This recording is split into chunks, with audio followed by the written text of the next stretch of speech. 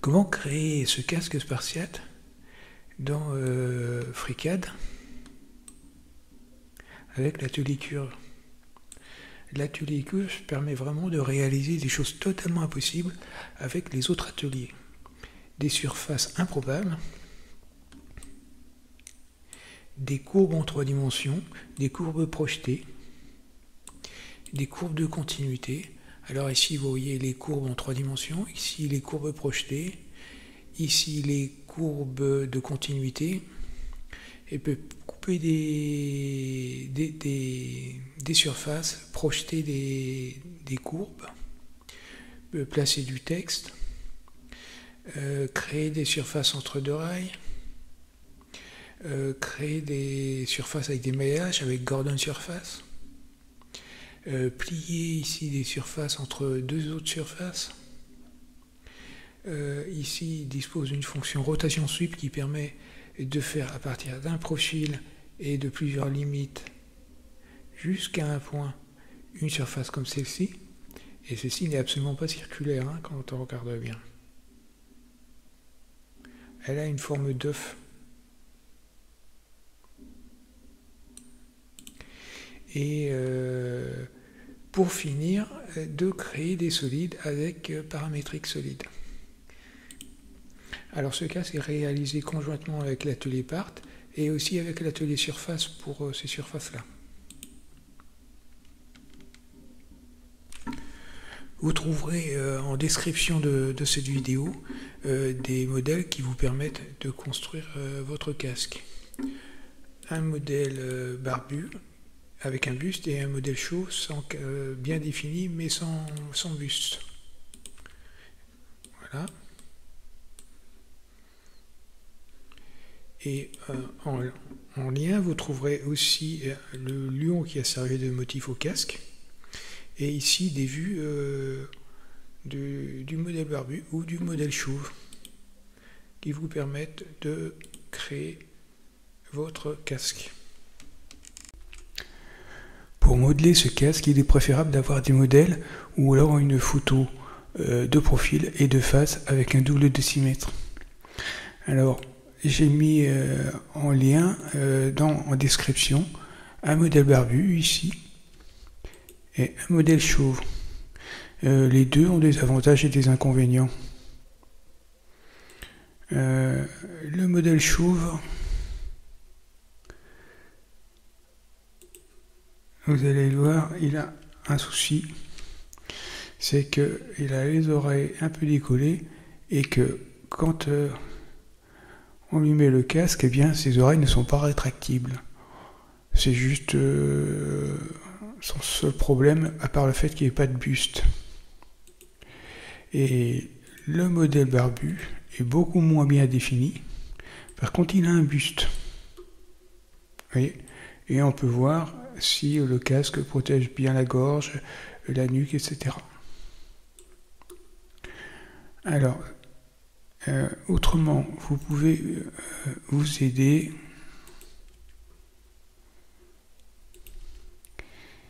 ici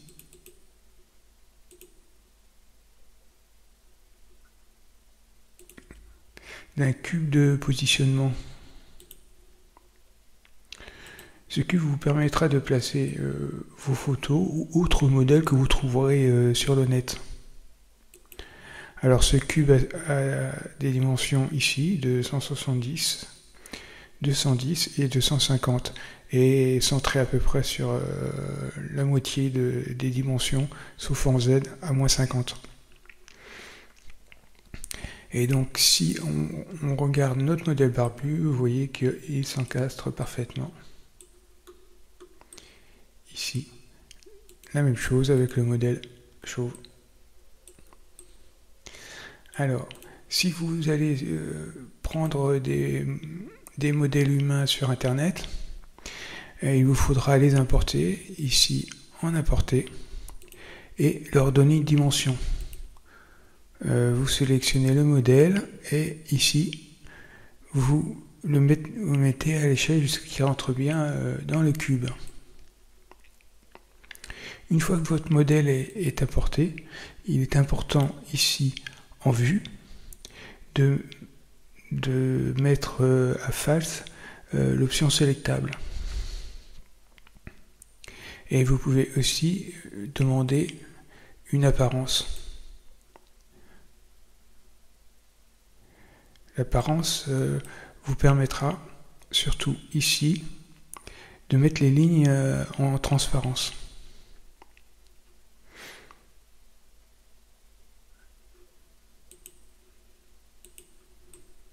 De façon à n'avoir que le rendu. Parce que quand on passe du rendu au filaire, on a plein de traits ici, et donc il masque complètement nos opérations. Pour commencer, il faut définir ces courbes ici. Et pour pouvoir les placer, j'ai utilisé une vue dessus, une vue de face et une vue de droite qui vont me permettre de les positionner. Donc je vais ici créer la vue de dessus.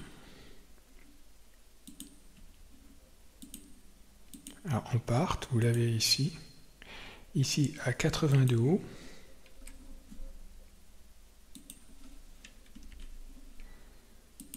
Une ligne ici à 150. À peu près. Et dans ce sens, on définira avec la taille, je vais tout de suite la donner de 20.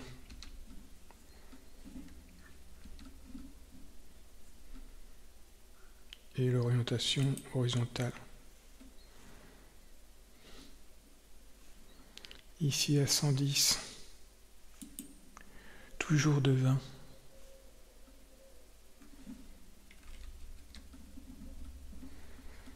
Vertical. Et ici à 135.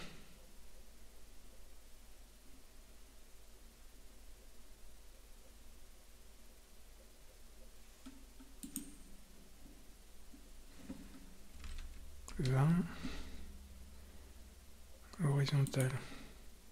Je vais maintenant côté.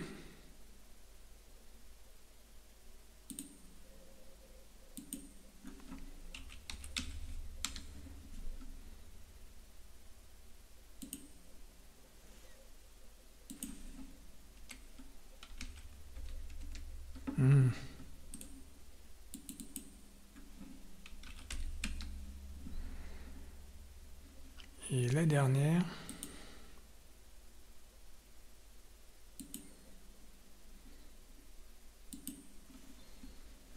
à 110. Voilà pour la vue de dessus.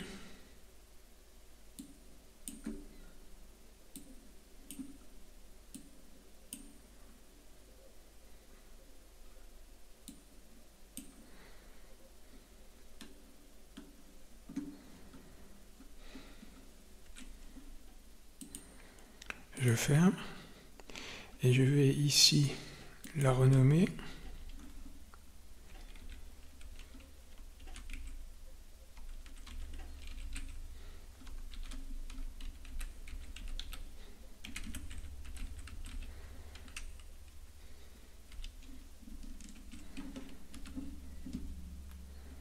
Et je vais en vue ici changer ces attributs des points.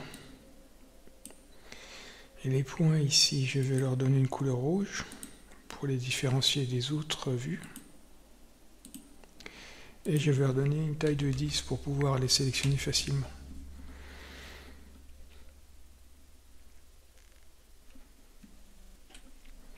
Je crée un dossier pour pouvoir regrouper mes éléments. Alors, il va y avoir beaucoup de petits éléments. Et je viens y placer la vue de dessus. Maintenant, on part, je vais créer une vue de droite, ici. Et je vais pouvoir me servir de la fonction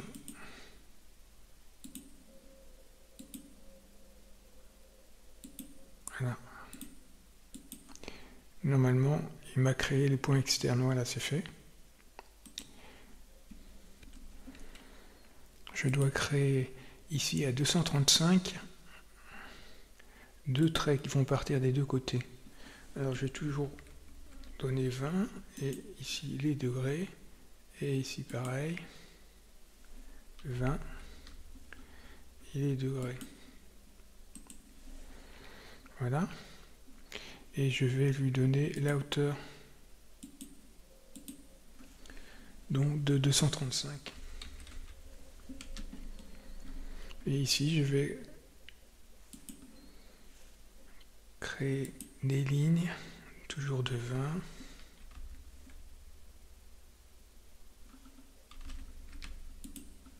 Voilà.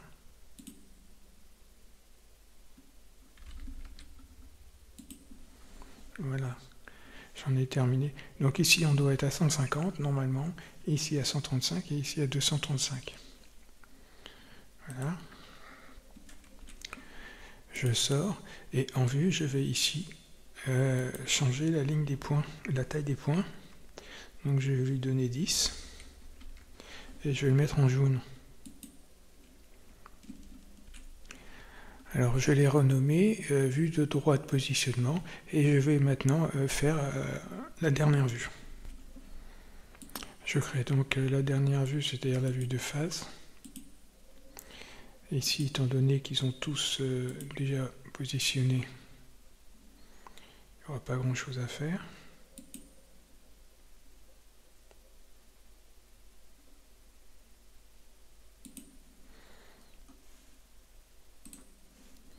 Alors, j'ai besoin d'un trait ici.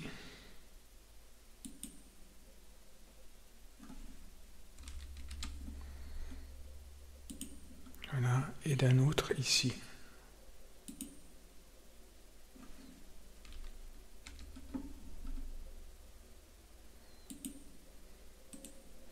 Je sors et je vais renommer ma vue.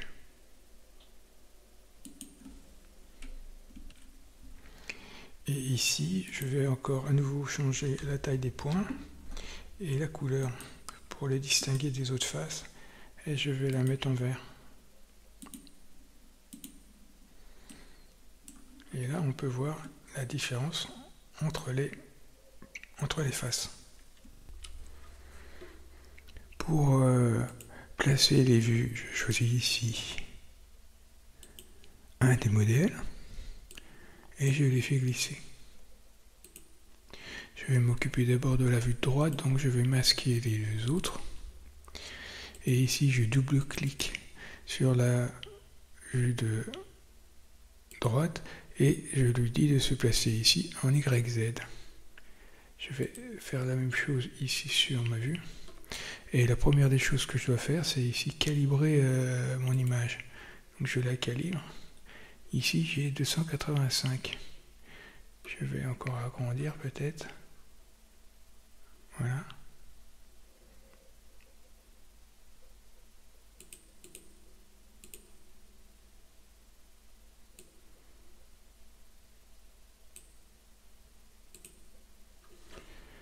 « 285. » OK. Et je vais sortir d'ici et lui donner une transparence.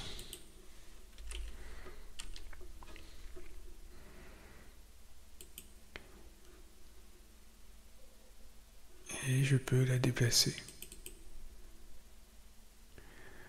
Alors il faut que je la remonte.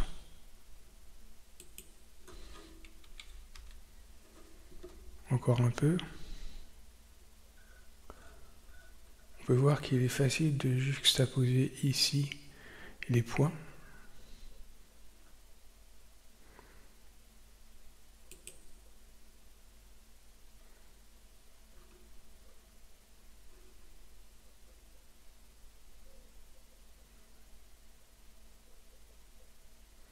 Voilà, ça devrait être à peu près bon.